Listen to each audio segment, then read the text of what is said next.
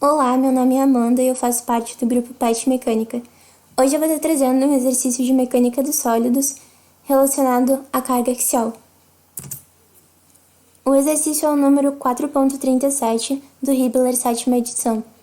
E o enunciado é o seguinte: o poste A, de aço inoxidável 304, tem diâmetro D igual a 50 mm e está embutido em um tubo B de latão vermelho C83400.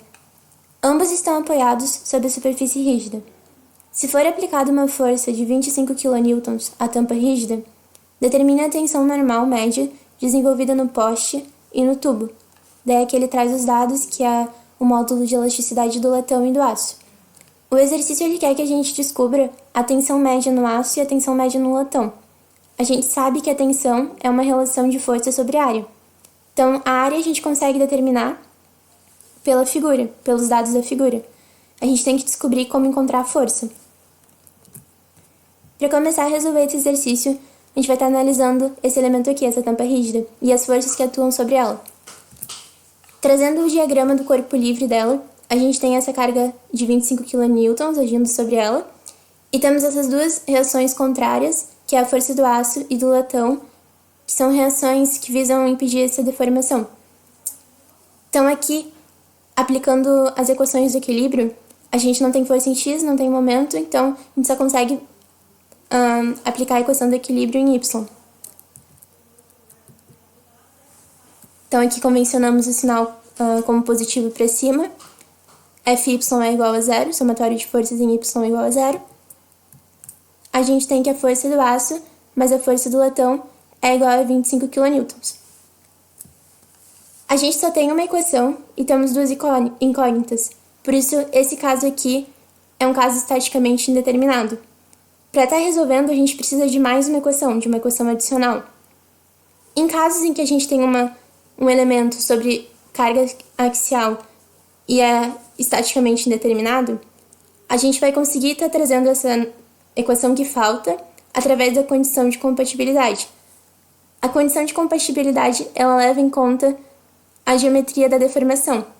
Então, nesse caso aqui, a gente tem essa tampa rígida que ela obriga o aço e o latão a terem o mesmo deslocamento. Por isso a gente chega nessa equação aqui, que o deslocamento de um ponto a outro no aço é igual ao deslocamento de um ponto a outro no latão. A gente sabe que esse deslocamento ele é força vezes o comprimento dividido pela área vezes o módulo de elasticidade. Então aqui a gente só aplicou ao aço e aplicou ao latão. Daí aqui o próximo passo é a gente estar isolando essa força do aço e substituindo o restante dos valores. E a gente vai chegar nessa segunda equação aqui, que a força do aço é igual a 0,721 a força do latão.